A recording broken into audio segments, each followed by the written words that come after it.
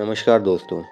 माँ, जिसे आज दुनिया में सर्वश्रेष्ठ दर्जा दिया जाता है, जो अपने बच्चों को अपनी जान से ज़्यादा प्यार करती है और जो अपने बच्चों की खुशी के लिए कुछ भी करने को तैयार हो। क्या हो अगर वही माँ अपनी बेटी को दुनिया से छुपाकर एक कमरे में बंद रखे? ऐसा ही हुआ फ्रांस की रहने वाली एक लड़की के साथ। आखिर क्यों एक माँ ने अपनी बेटी को सालों तक एक कमरे में बंद रखा? ये जानने के लिए चलिए शुरू करते हैं आज का video, episode 3 of horror unfiltered. दोस्तों, ये बात है 1849 की, जो फ्रांस में लोकशाही नहीं बल्कि राजाओं का राज चलता था। 1 मार्च 1849 को ब्लांश मोनिया का जन्म फ्रांस के एक शहर पोइटियर्स में एक अमीर परिवार में हुआ। उसका परिवार एक बोर्गोइस परिवार था, जो ज़्यादातर राजघराने के लिए व्यापार करता था। उसका परिवार एक बहुत ही ऊंचे और अमीर वर्ग का था। जब ब्लांश 20 साल की हुई तब उसकी खूबसूरती के चर्चे सभी की जुबां पर थे, जिस वजह से उसे बहुत से ऊंचे घरानों से शादी के रिश्ते भी आते थे।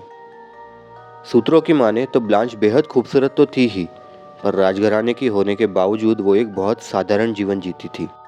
1876 में जब ब्लांच 27 साल की हुई तो उसे एक बूढ़े वकील से प्यार हो गया और उसने उस वकील से शादी करने की बात अपनी माँ से कही। उसकी माँ नहीं चाहती थी कि उसकी बेटी की शादी किसी गरीब और बूढ़े वकील से हो, जो उनके परिवार के लिए एक शर्मनाक बात होगी। इसलिए उसकी माँ उसे उस वकील से शादी करने के लिए सख्त मना कर देती है। जब ब्लांच ने उसकी माँ से इस मामले के लिए नोकझोंक की तो इससे गुस्साई उसकी माँ ने ब्लांच के भाई और उसके बेटे मार्शल के साथ मिलकर ब्लांच को उनके घर के एक बेहद अंधेरे और छोटे कमरे में बंद कर दिया। एक माँ हमेशा बच्चों की शरारतों के लिए उन्हें एक कमरे में बंद कर देती है और फिर गुस्सा शांत होने के बाद कमरे से बाहर भी निकाल देती है, पर यहाँ ब्लांच की तकदीर में कुछ और ही लिखा था। दरअसल ब्लांच की माँ ने उसे 25 साल तक उसी कमरे में बंद रखा था। उन 25 सालों तक ब्लांच कभी अपने कमरे से बाहर नहीं निकली, ना ही उसने 25 साल तक सूरज की रोशनी देखी, जिस वजह से उसे द कन्फाइंड वुमन ऑफ पोइटियर्स का नाम दिया गया, जिसका मतलब पोइटियर्स की औरत जो हमेशा एक कमरे में बंद रही। और उसकी माँ और उसके भाई ने उन 25 साल तक फिर से आम तरीके से जीवन जीने का शुरू कर दिया और ब्लांच के गुम होने का झूठा दुख मनाते रहे। ना ही ब्लांच के किसी दोस्त को उसके बारे में कुछ बताया गया, ना ही किसी और को। और जिस वकील से ब्लांच शादी करना चाहती थी, 1885 में उसकी भी रहस्यमय तरीके से मौत हो गई। और ब्लांच की ये हालत के बारे में दुनिया को तब पता चला जब 23 मई 1901 को पेरिस के अटॉर्नी जनरल को किसी एक अज्ञात व्यक्ति ने खत भेज के इस पूरी बात के बारे में बताया।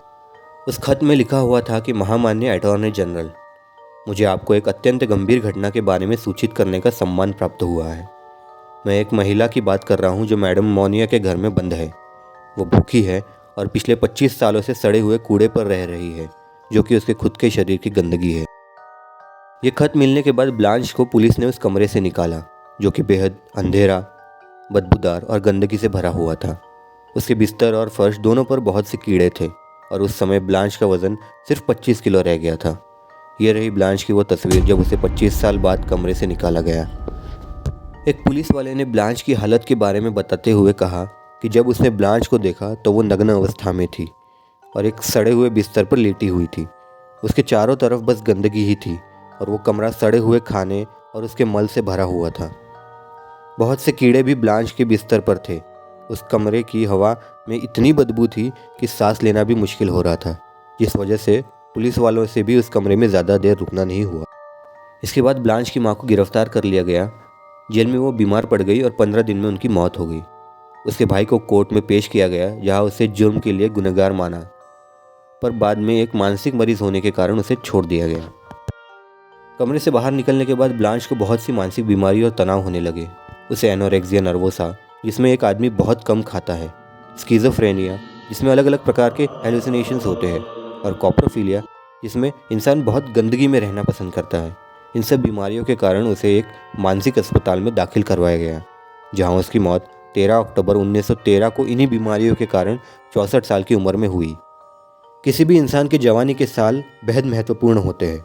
उसी दौरान वो अपनी पूरी ज़िंदगी संवारता है, और अगर जवानी के ही 25 साल एक कमरे में बंद करके गुजारने पड़े तो ज़िंदगी नरक बन जाए।